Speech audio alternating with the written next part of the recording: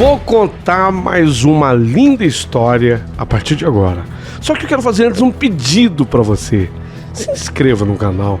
É um gesto tão simples para você e tão significativo para o canal. Entra no canal, se inscreva, curta, põe o teu joinha, acione o sininho. Para nós isso é muito importante. O canal ganha força e muito mais histórias a serem contadas. Por favor, se inscreva no canal. Agora, prepara o coração, porque a história de hoje é linda.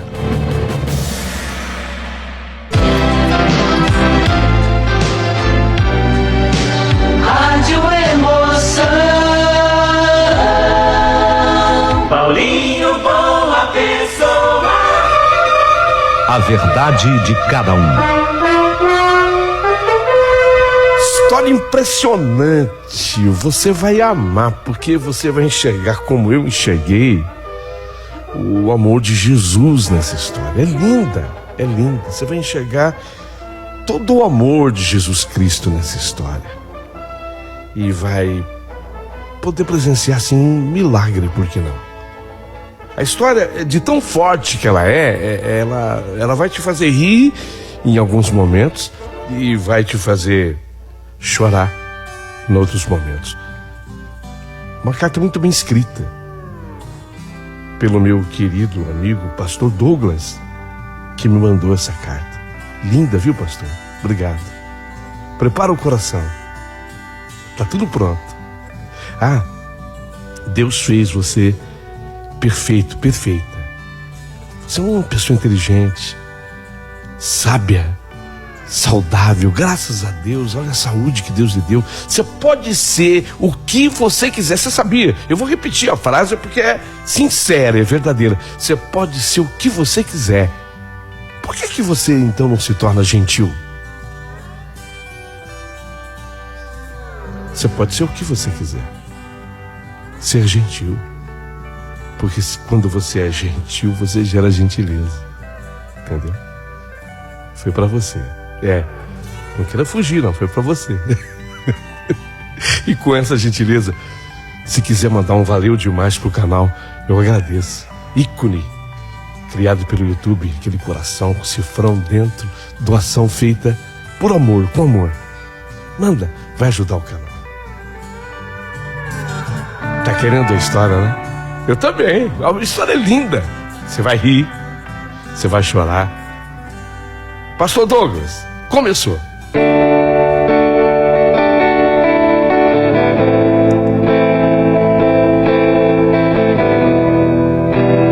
Eu já vinha pregando em várias cidades do Brasil e eu tinha construído um certo nome enquanto pregador. Eu não sou nenhum pastor famoso. Meu nome é Douglas, mas eu quero contar essa história que foi a mais marcante da minha vida como pastor. Eu fui trabalhar naquela cidade do norte do Brasil. Eu prefiro até não falar o nome da cidade, porque eu vou comprometer muito as pessoas de lá, sabe? É uma cidade do norte brasileiro, mas o bairro não vai escapar, porque quando eu soube que eu ia pregar naquela igreja daquele bairro, sabe qual era o nome do bairro? Viado Velho. Eu achei engraçado. Pastor, o senhor vai lá pra igreja? Vou. Tô pronto pra ir. É no alto do morro. O bairro lá o senhor quer anotar? Eu vi que a pessoa tava tímida, sabe? É Viado Velho. Quê? Eu de início achei que a pessoa tava até querendo brincar comigo, me ofender assim, entre aspas. Viado Velho. O quê? Não, Viado Velho é o nome do bairro que o senhor vai. É esse nome? É Viado Velho, mas o pessoal apelidou de Treme-Treme. Não, Viado Velho, tudo bem, mas por que Treme-Treme? Não, lá é perigoso, viu, pastor? Vou com Jesus. Que Ele te abençoe, pastor. Então eu fui pro Viado Velho, naquele bairro que o pessoal apelidou de Treme-Treme porque era perigoso. E é pra lá que eu vou e que eu fui.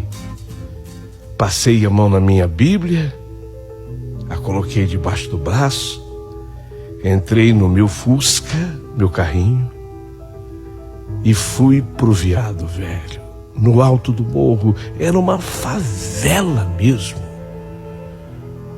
Era um lugar de muita pobreza. Meu Deus do céu, Treme-Treme estava bem justificado, com muitos marginais, delinquentes que não tinham nada a perder. Gente trabalhadora, sim, compunha a maioria do bairro, mas tinha uma turma de vidas vazias, frutos de famílias desestruturadas. E ali eu comecei a pregar. Falei, olha, o Viado Velho vai me dar trabalho. O Treme-Treme vai me dar trabalho. Uma noite depois de ter pregado, enquanto eu descia o morro, quer dizer, eu fui me encaminhando para pegar o Fusqueta no morro, 2 rapazes me encurralaram no caminho, um caminho estreito, escuro. Um deles sacou uma faca. Eu vi que ele estava com uma faca e ele veio e colocou a faca no meu peito. E nesse momento eu fiquei tomado de espanto, de medo tremendo. Vai, entrega aí. Perdeu, entrega aí, perdeu. E eu, entrega aí, perdeu. A primeira coisa que eu peguei, a carteira, o relógio. Foi ele que viu. O relógio, eu estava com o paletó, eu achei até que ele não tinha visto, porque o relógio me era tão caro. Eu digo caro no sentido do valor dele. Caro no sentido porque eu ganhei de presente. Eu ganhei de presente da minha amada esposa. Era um presente que eu guardava com tanto carinho. O relógio! Não se faz de besta o relógio! Entreguei o relógio. A caneta estava naquele bolsinho do paletó. A caneta, eu pensei que fosse escapar com ela, porque tinha sido um presente da minha mãe. Entreguei a caneta e ainda falei, por favor, não me façam nenhum mal. Não preciso me machucar. Eu sei que vocês precisam de um dinheiro, levem tudo, mas poupe a minha vida. Não me machuque. Eu sou o pastor, eu estou pregando aqui, eu não faço mal a ninguém. Aqui, nessa bolsa, por exemplo, tem a minha Bíblia e mais nada, podem ver. O que eu tinha de valor está entregue. A carteira, o relógio, a caneta. É o que vocês pegaram. Pastor! Ele é o pastor! Tá com medo? Aqui no Viado Velho é assim. Tá com medo, pastor?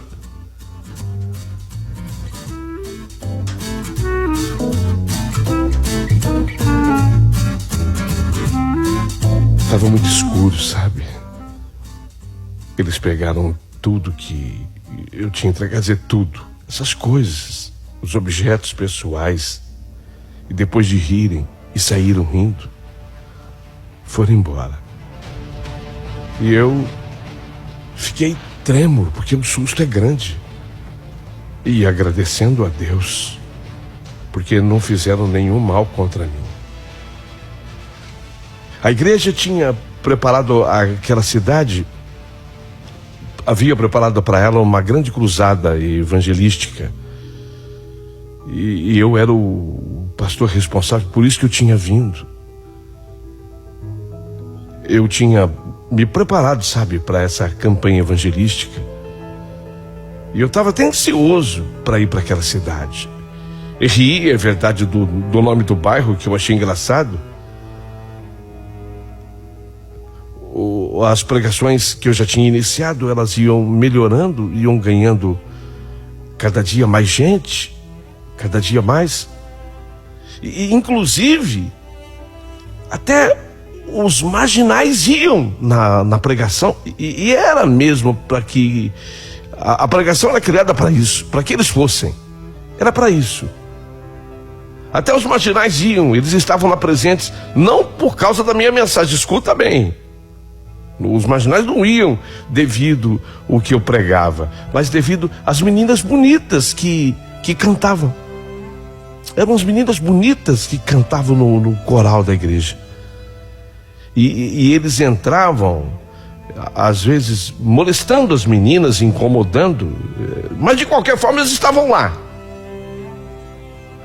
E de repente, pregando, eu vi um rapaz que olhava para mim. Ele olhava para mim e olhava para o lado, olhava para mim e olhava para o lado. O rapaz olhava demais para mim. Quando eu fixava assim os olhos nele, que eu queria olhar para ele, ele abaixava a cabeça, se escondia atrás de outras pessoas que estavam à sua frente. Num outro momento eu me dirigia à igreja. A gente fala de se dirigir à igreja, é a plateia. Eu virava e percebia que o rapaz continuava me observando. Por esse detalhe que descrevo aqui, o rosto daquele rapaz ficou marcado na minha mente. Na segunda noite que ele foi, não minha, mas dele, aquele rapaz não apareceu. Então passaram-se mais 1, 2, 3 e nada do rapaz. Ou seja, ele não voltava mais para assistir as pregações. Contudo, como acontecia em cada noite evangelística, um grupo de bonitas jovens anotava os nomes das pessoas que visitavam a igreja e anotavam os nomes e os respectivos endereços. E aí eu pegava aquele caderno onde elas anotavam os nomes e os endereços e eu começava a visitar.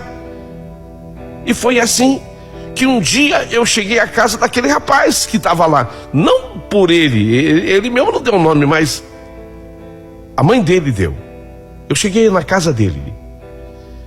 E eu percebi que quando eu cheguei na casa da mãe dele, e eu vou chamá-la aqui de Maria, porque de fato era esse o nome dela. Quando eu cheguei na casa da Maria, eu percebi que o rapaz ia saindo, ele me viu, ele deu meia volta e se escondeu. A dona Maria saiu para me atender. E eu perguntei para ela, e o rapaz? Quer dizer, né, era o filho dela, né? Eu falei, e o rapaz? Eu queria também que ele participasse. Ah, ele saiu. A própria mãe, eu notei que a própria mãe estava escondendo ele. Não, eu acabei de ver, ele saiu ali e voltou. Ele saiu por onde? Não é aqui a saída? Não, ela ficou sem jeito. Chama. Ó, vou falar uma coisa para você, Maria. Ele não tem que ter medo de mim. Eu sou amigo de vocês. Eu sou pastor. Eu vim aqui pregar. Entendeu? Eu vim de longe. Eu estou aqui cumprindo uma missão que Jesus me deu. Ouvindo aquilo, porque a casa era pequenininha, era uma casa miudinha, o rapaz saiu. Ele estava sem camisa. O nome dele, Jorge. Sem camisa. O corpo marcado, tinha umas cicatrizes. Eu olhei assim, ele sem camisa. As cicatrizes me pareciam, sei lá, facadas. Uma vida feita ali nos bairros marginais daquela cidade. De forma assustada, ele olhava para mim, tipo indagando o que eu queria ali, e eu respondi. Não me fiz de rogado e respondi: ô rapaz, tô com saudade de você. Você foi na primeira noite não voltou mais? Você não gostou da conferência? Começamos a conversar e de repente eu senti uma sensação diferente. Ficou frio, gelado. Porque eu fiquei frio e gelado porque o rapaz me olhando. Ele falou: não, eu não voltei porque você me conheceu. Te conheci? De onde? Você me conheceu sim, pastor. Você faz de bobo. Aqui no Viado Velho a gente percebe quando alguém está fazendo de bobo. Ou no treme-treme. O senhor me conheceu. Não. Fui eu que coloquei a faca no seu peito, pastor. Que te assaltou. Fui eu.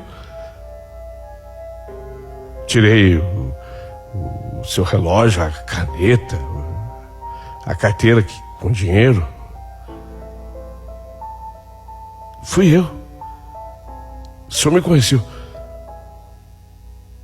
Eu não te reconheci, palavra. Eu te reconheci da igreja. Eu te vi lá na igreja. Aquele dia, não sei, eu estava tão assustado. Eu não marquei o teu rosto, estava muito escuro. Ah, é? Eu pensei, caramba, eu confessei o crime. Eu confessei o crime, mas eu pensei que você tinha me reconhecido. Porque na primeira noite lá na igreja, você só olhava para mim. Não, eu não tinha reconhecido você do assalto. É que eu observei na igreja que você olhava muito para mim. Então eu procurava olhar muito para você. Mas, já que foi você ainda tem o meu relógio? Porque não é pelo valor do relógio. Eu ganhei da minha mulher um presente dela. A caneta foi um presente da minha mãe. Não é que custa caro, mas você ainda tem? Ah, já foi tudo, pastor. Não tem nada. Vendi relógio. Peguei um dinheirinho nele, caneta. Dinheiro já gastei. Jorge falou que agora ele não tinha mais nada daquele roubo. E eu falei para ele: não tem problema. Não tem problema, não. Só que tem uma coisa, Jorge. O que, pastor? Você vai me ficar devendo. Pastor, eu não tenho nada para pagar pro senhor. Dever pro senhor como? E que jeito que eu vou pagar? Você está me confessando um assalto? Mas o senhor está vendo, sou pobre. Eu assalto para viver. E vício, o senhor sabe como é que é vício. Droga, custa caro, pastor. Olha, a dívida vai ser diferente, não vai ser com dinheiro. Eu vim para cá, eu vou pregar 90 noites seguidas ainda, lá na igreja. E se você não perder uma noite até o fim, eu vou pregar 90 noites. Se você não perder nem uma noite até o fim, a tua dívida está paga. Agora, se você não assistir, aí você vai ter que me pagar o dinheiro do relógio, o dinheiro que tinha na carteira e a caneta, e principalmente o relógio. Tá bom. É essa a dívida? É essa a dívida. O senhor vai falar com a minha mãe? Não, eu vim para falar com a tua mãe e agora estou conversando com você. Você me dá a tua palavra? Palavra de ladrão? Tá. Eu dou pro senhor minha palavra de ladrão. Não ria, Jorge, porque quando Jesus morreu, havia do lado dele 2 ladrões. E um daqueles, o bom, foi pro paraíso com Jesus, naquele mesmo dia. Aquele mesmo dia. Mas eu não sou bom, não, pastor. Eu sou o outro. Eu sou o outro, pastor. Tá. Mas me paga a dívida? Olha, ser sincero, não é pelo senhor, pelas meninas que vão lá. Mal pago. Não vai ter polícia não, né, pastor? Que é isso, filho? Eu não vim aqui para pregar e falar de polícia. Eu vim aqui para falar do comandante de todos os corações humanos. Eu vim aqui falar de Jesus. É Ele que está no comando. Não falte, para não ficar em dívida comigo. E principalmente, não ficar em dívida com Jesus. Combinado, Jorge? Tá bom, pastor. Ei, eu vou. Naquela noite, ele apareceu, ele foi. Ele foi. A mãe dele, naquele momento em que eu continuei na casa, ela falou que ele não ia cumprir o que havia prometido, mas foi naquela noite. Às vezes, ele chegava na metade do sermão. Às vezes ele ia no começo. Às vezes ele chegava no fim. E às vezes ele nem entrava direito, eu ficava na porta parado como dizendo: ó, eu tô aqui. Eu tô pagando a minha dívida. Mas vocês acreditam que ele não faltava? Ele não ia direito, mas ele ia. Ele não mostrava interesse nas mensagens que eu fazia, a minha pregação, não.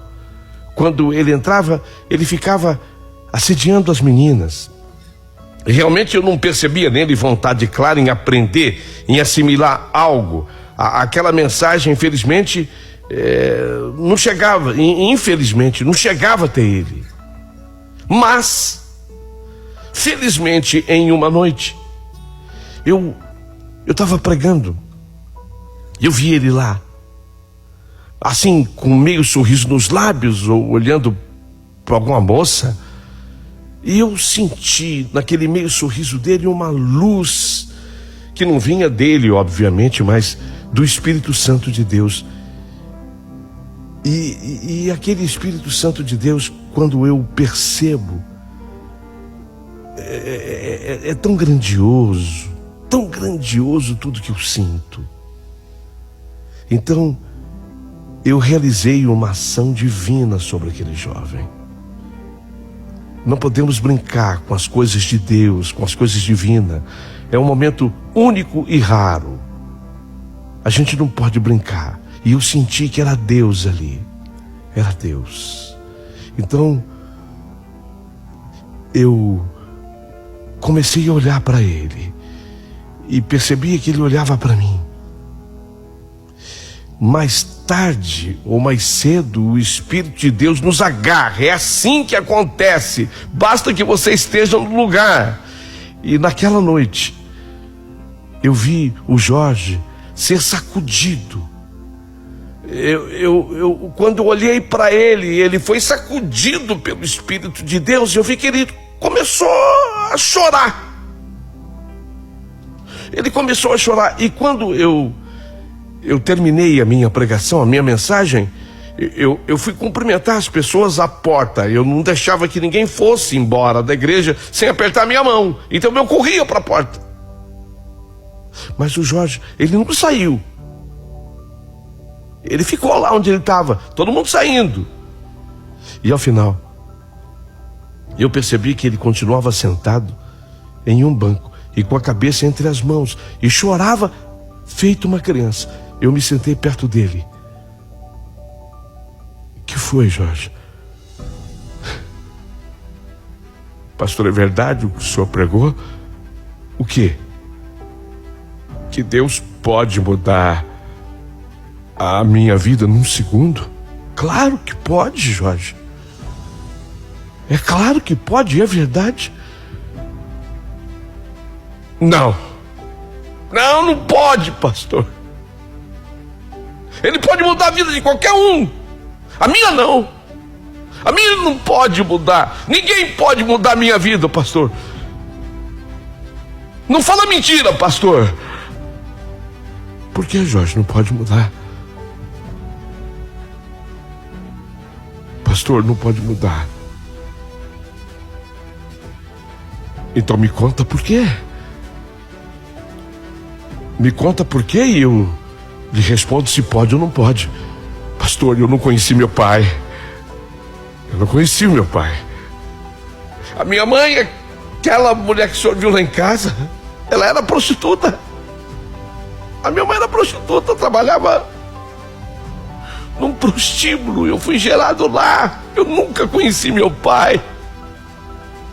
Quando eu tinha 5 para 6 anos, todas as crianças tinham um pai, eu não. Aí eu perguntei para minha mãe por que eu não tenho um pai.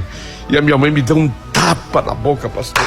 Um tapa na boca, me dizendo que isso não se pergunta, que eu nunca mais fizesse aquela pergunta para ela. Mas eu não precisei mais perguntar, porque um amigo meu na rua me contou por que eu não tinha pai. Pastor, me falou por que eu não tinha pai.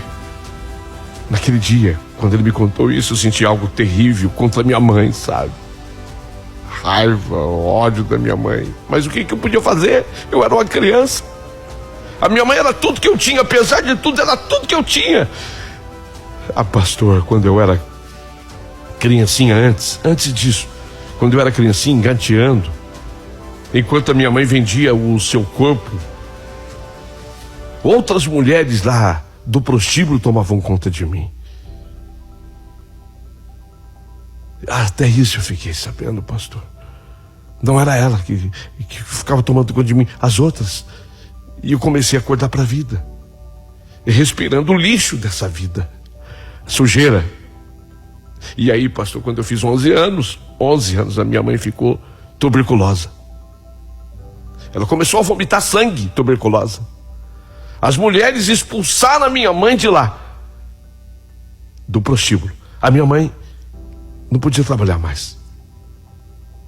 Não tinha para onde ir. Então viemos para essa favela. Não tinha casa. Não tinha casa. O que a minha mãe fez? Ela fez um buraco. Ela encontrou. Uma pessoa começou a fazer uma cisterna, um poço, e desistiu. Porque disseram para ele que ele não ia achar água. Ele parou o buraco no meio. Então o que a minha mãe fez? Entrou no buraco. Colocou zinco em cima do buraco. A gente morava lá dentro do buraco, com bicho. Com rato, pastor. Com tudo. Dentro do buraco. Numa noite, a minha mãe estava morrendo, vomitando sangue. Dentro do buraco ela colocava um colchão e ela ainda estendia um lençol. O lençol era branco, mas estava todo sujo de sangue. Essa cena eu não esqueço. A minha mãe estava morrendo, eu tinha 11 anos. E eu não tinha ninguém na vida. Ah, pastora, minha mãe tinha ido pela manhã ao médico. Ele havia dado uma receita para ela de remédio, mas ela não tinha dinheiro para comprar o remédio. Eu fui pedir. Eu saí do buraco e falei: peraí, eu vou atrás do remédio. Peraí, eu vou atrás do remédio. E fui pedir auxílio para os vizinhos, para alguém me ajudar a comprar o remédio da minha mãe. Mas ninguém se interessava, pastor, por nós, ninguém. Não teve uma pessoa que quisesse ajudar. Quando eu chegava pedindo remédio, eu escutava a gente falando: era nada. É para comprar pinga, é para comprar cachaça. Eu tinha 11 anos. É mentira. Essa gente é mentirosa. E eu queria o remédio da minha mãe. Essa gente é mentirosa. Gente safada. Eu escutava: gente safada, sem vergonha. Essa receita suja de terra. Tava tudo sujo de terra a receita do médico. Mas eu morava num buraco. Essa receita deve ter... Teve uma pessoa que falou, essa receita deve ter mais de anos. Toda suja. Ninguém se interessava por nós. Ninguém quis ajudar. E eu fui indo, até que eu desci todo o morro. Eu já estava longe do Viado Velho. Fiquei lá embaixo, no ponto do transporte. Homens e mulheres andando, com carteira, com bolsa, com brinco, com joia. Eu era um garoto de 11 anos. Não sei de onde eu tirei coragem. Avancei contra uma mulher. Não sei de onde eu tirei coragem, mas eu avancei, arranquei a corrente de ouro dela. E ela gritando, FDP, FDP, miserável, volta aqui, FDP. Aqueles nomes terríveis. E eu corri. Corri o mais que pude. Sabia quem comprava ouro. Foi lá no mesmo lugar que eu vendi o teu relógio. Vendi a corrente. Peguei o dinheiro. E sabia que não tinha tempo a perder. Peguei o primeiro transporte, que é a cidade, e comprei o remédio da minha mãe. E quando chegou a tarde, eu entrei em casa e dei o remédio para ela. Ela melhorou, o remédio era bom. E naquele dia, aqui dentro do meu coração, se quebrou uma das poucas mais bonitas coisas que eu tinha. Porque a partir daí, eu entendi que eu não precisava de ninguém, pastor, para poder viver. Eu não precisava de ninguém, pastor. Eu podia viver sozinho. Bastava arrancar alguma coisa de alguém na marra, com raiva. Foi então que eu comecei a descer todo dia, com o intuito de tirar o pertence de quem quer que fosse. Criança, mulher. Eu escolhia sempre criança e mulher. E depois corria, fugia e ia vender. Nunca mais passei necessidade. Aprendi a fumar. E para piorar, percebi que cigarro só não bastava. Comecei a fumar tudo que é porcaria, que o senhor deve estar imaginando o quê? E não bastava, comecei a usar outras drogas também. Pastor, olha para mim. Eu já até abusei de mulher.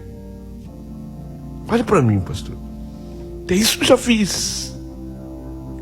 Mulher que não quis sair comigo, eu fiz fazer na marra, sabe, pastor? Só tá entendendo?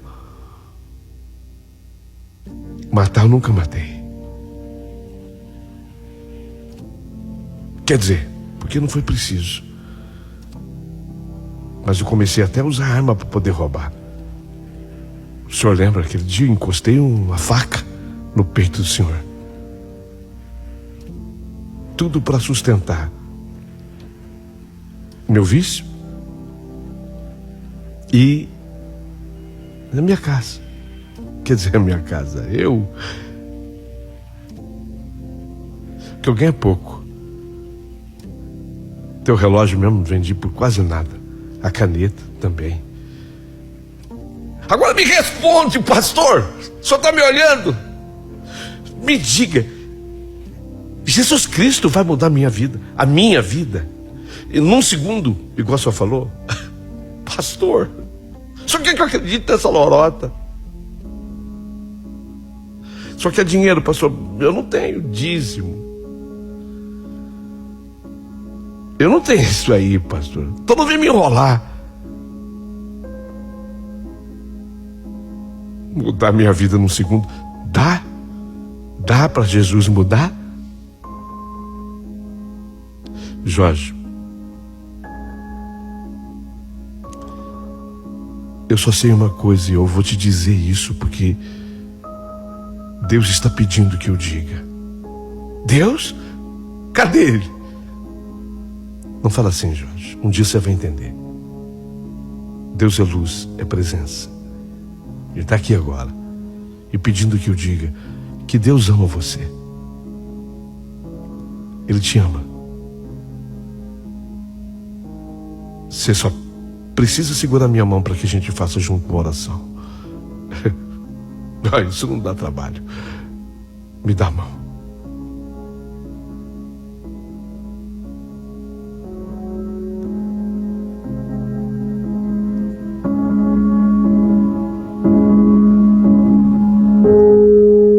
Amanhã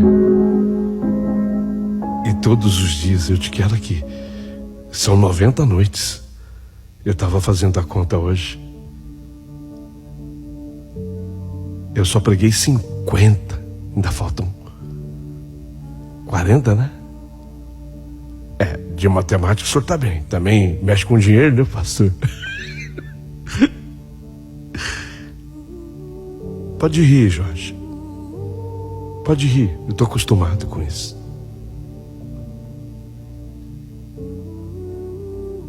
Mas no outro dia, ele voltou. E no outro dia, ele voltou de novo. E mais ou menos depois de uns 10 dias, ele voltando, eu percebia mudanças no comportamento dele. Ele andou respondendo uns aleluias. Glória a Deus. Eu vi ele falando, glória a Deus, do jeito dele.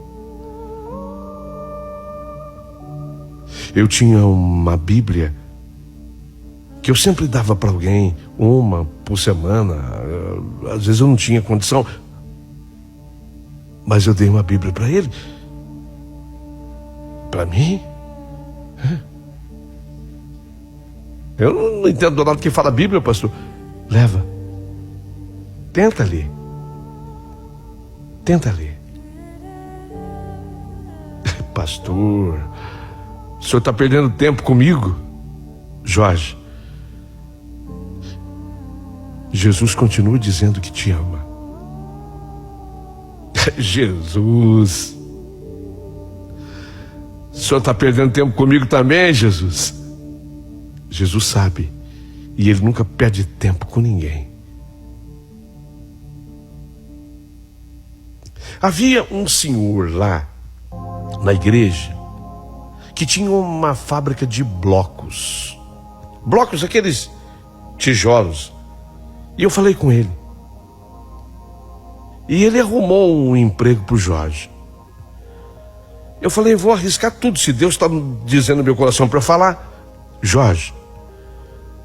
Oi, pastor. Eu arrumei um emprego para você.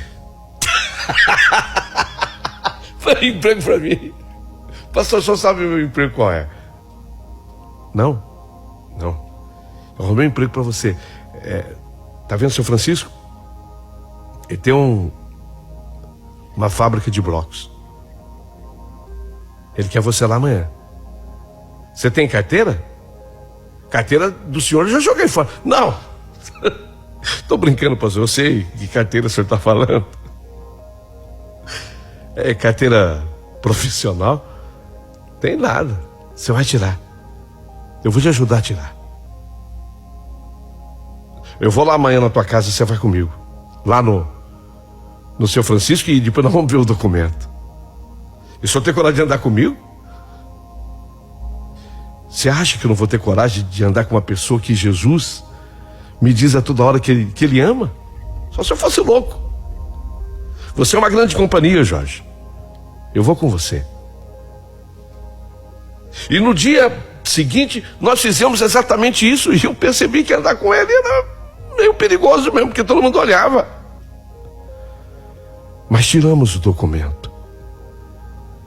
E eu não acreditei quando ele aceitou o salário que o seu Francisco falou. Eu falei, mas agora resta saber se ele vem. E ele foi. De vez em quando, ele começava a chorar, e a Maria, mãe dele, me avisava, e eu corria na casa dele. Era abstinência da droga. Mas aquilo era o melhor sinal do mundo, porque ele estava se afastando delas.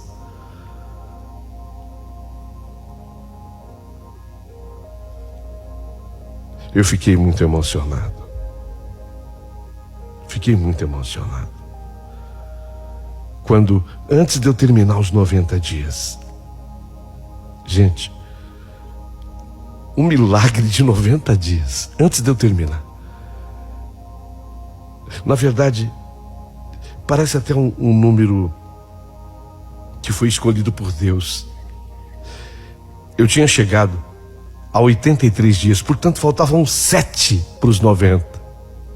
O Jorge já havia aprendido a cantar uma música.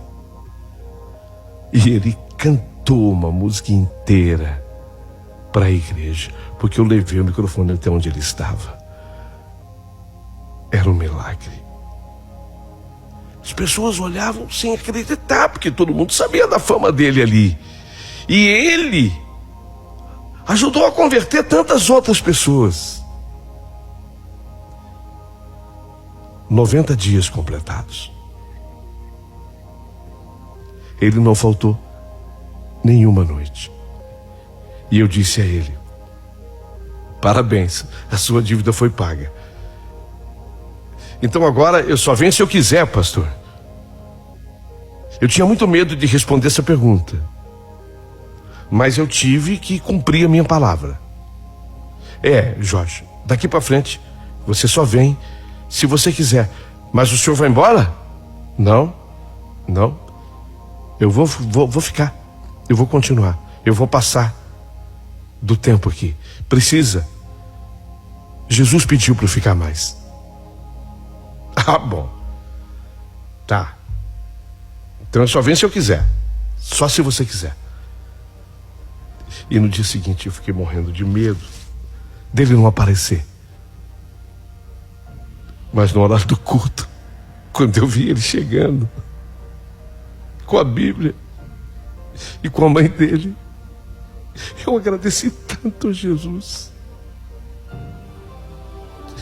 Tanto a Jesus.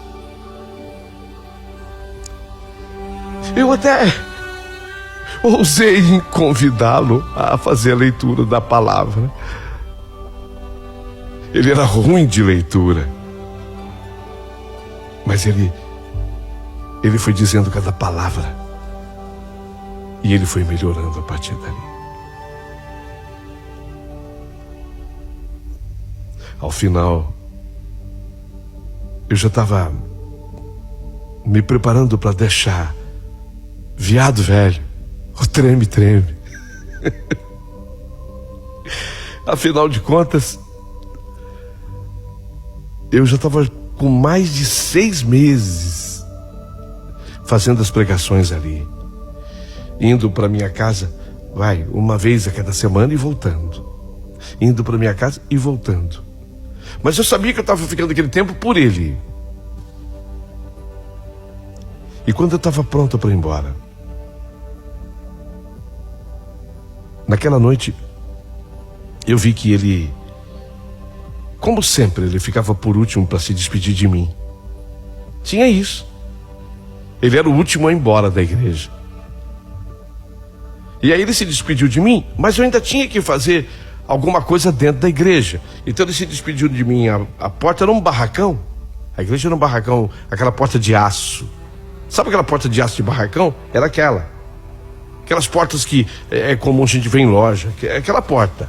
Então eu baixei aquela porta de aço até a metade assim, onde dava para passar. A gente tinha até que baixar um pouquinho a cabeça para entrar. Então eu me lembro que eu baixei a cabeça para entrar e ficou lá fora. A mãe dele já tinha ido. Ele ficou lá fora, segurando a Bíblia. Eu estava lá dentro da igreja, a porta de aço baixada até mais ou menos a metade. Tanto é que eu baixei a cabeça para entrar, e lá de dentro eu escutei aqueles estampidos de tiro.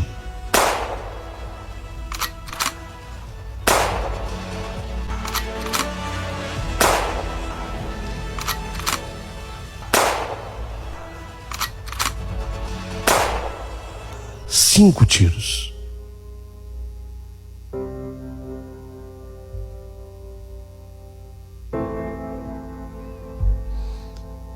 Eu senti um solavanco no coração. Fiquei fiquei com medo. Na porta da igreja. Pensei no Jorge, corri.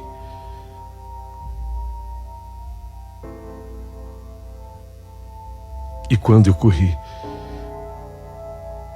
o encontrei caído. Jorge, o que foi? Pastor, me pegaram. Mas, olha, o que foi, Jorge? Eu vou te socorrer. Eu vou te levar para o hospital agora, calma. Não fica nervoso. Pastor, eu quero dizer uma coisa para o senhor. Que não fala agora, você pode ficar agitado. Espera aí. Eu já vou tomar providência. As pessoas já estão chegando lá. O pessoal está voltando. Gente, vocês precisam me ajudar. Pastor, escuta. Fala, Jorge. Ele está aqui.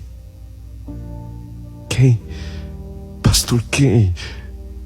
O senhor sabe quem? Jesus? Está aqui. Tem um caminho de luz.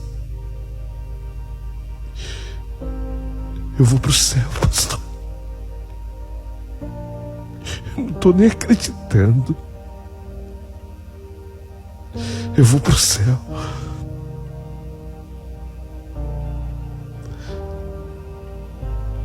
E a gente se encontra lá.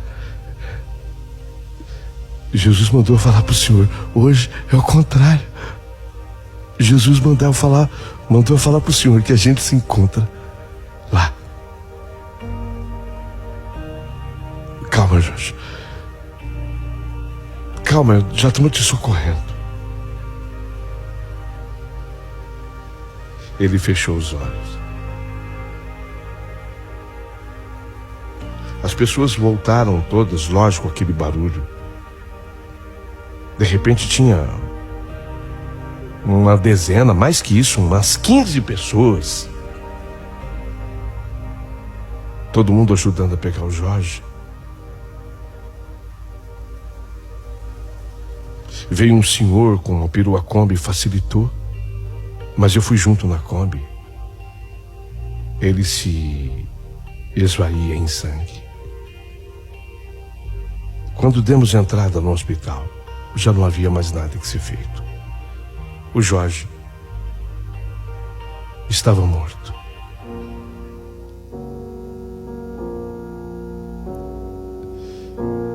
Participei do velório dele. Nossa, tinha muita gente mal encarada. Mas tinha tanta gente da igreja, tanta gente boa. E na hora de sepultar o Jorge, eu coloquei a minha mão sobre as mãos dele e falei: gente, eu já chorei muito pela perda do Jorge. Mas hoje eu, apesar de ter chorado muito, eu vou dizer para vocês que eu estou feliz. Porque esse rapaz, antes de partir, esteve conversando comigo deitado na calçada em frente à igreja. E ele disse que estava num caminho de luz com Jesus indo para o céu. E maior prêmio, maior galhardão do que esse não pode existir. Porque todos nós que aqui estamos reunidos um dia queremos ter um lugar garantido lá. E não é fácil. Não é fácil, não é mole. Difícil. E ele teve. Porque Jesus permitiu que ele me dissesse isso. E eu ouvi dele, da boca dele. Ele está no céu. Eu sei que chorar é normal, viu, dona Maria? Ela é teu filho, né, Maria? Eu sei. Eu também já chorei bastante. Eu sei tudo que ele fez pela senhora. Mas creia, Dona Maria, e presentes. Ninguém aqui, incluindo o pastor e principalmente eu, ninguém aqui está melhor do que o Jorge. Porque ele está com Jesus. Ele está no céu. O que eu vivi com esse rapaz, a experiência que eu vivi com ele, eu vou carregar comigo para o resto da minha vida. Esteja eu onde estiver, em qualquer lugar do mundo que eu pisar. Eu quero sempre contar essa história.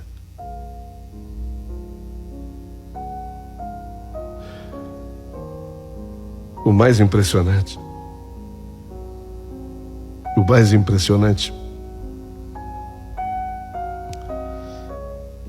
é que um dia, quando eu cheguei aqui, o cartão de visitas que eu recebi dele foi uma faca contra o peito. E ele tinha levado o meu relógio, minha caneta e uma carteira. A carteira não tinha nenhum sentido para mim. Nem documento meu tinha lá. Mas o relógio e a caneta, sim, porque eram presentes da minha mãe, a caneta da minha mãe e o relógio da minha esposa. E hoje, quando eu cheguei no velório, lá na entrada, no portão, tinha um rapaz me esperando. Menino, menor de idade. Ele me entregou um saquinho de pão e dentro do saquinho de pão, tá aqui, ó. Esse saquinho aqui. Esse saquinho de pão, vou mostrar pra vocês. Dentro do saquinho de pão. Tá vendo? Ó, o meu relógio e a caneta.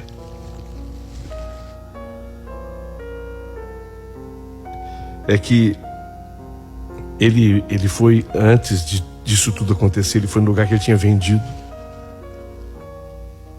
E segundo eu soube, ele deu um salário inteiro que ele estava ganhando na fábrica de blocos para comprar de volta o relógio e a caneta. E a pessoa foi atrás. E é o meu relógio, a minha caneta. Até com o nome gravado na caneta.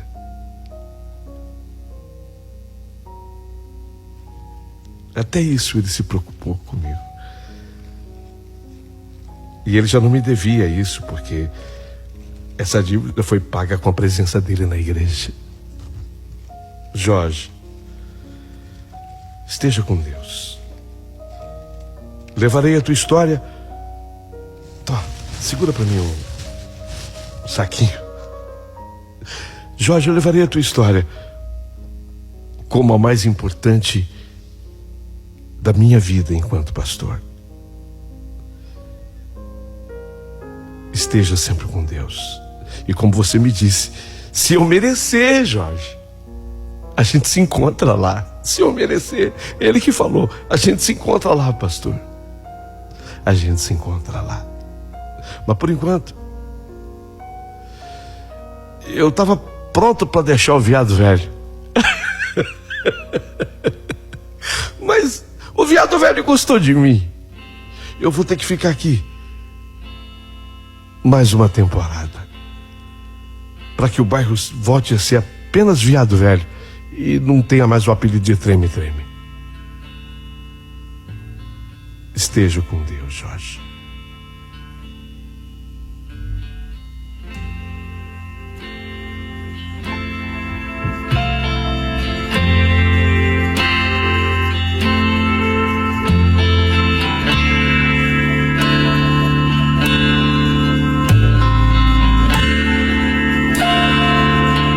Segui a minha vida como pastor, e aonde quer que eu esteja, eu sou muito mais um pastor missionário. Eu faço questão de contar essa história e muita gente, quando eu conto, se converte, sabe? Outros que já foram também um dia marginais já se converteram diante dessa história. Ela é capaz de milagres. Por isso que eu quis contar através do seu canal hoje, Paulinho Boa Pessoa. Porque eu tenho certeza que essa história vai fazer milagres. E através dos comentários eu quero saber o que essa história causou em você. Se ela foi capaz de causar algo em você, eu quero que você comente. Vai ser muito importante. E com a tua autorização depois, eu quero citar o seu nome nas minhas pregações. Obrigado por tudo. Quero pedir que se inscrevam no canal, curtam a história dando seu joinha. E eu te entendo, Paulinho. Para que o canal possa crescer e melhorar, você precisa do valeu. Eu já mandei o meu valeu para você. Até outra história.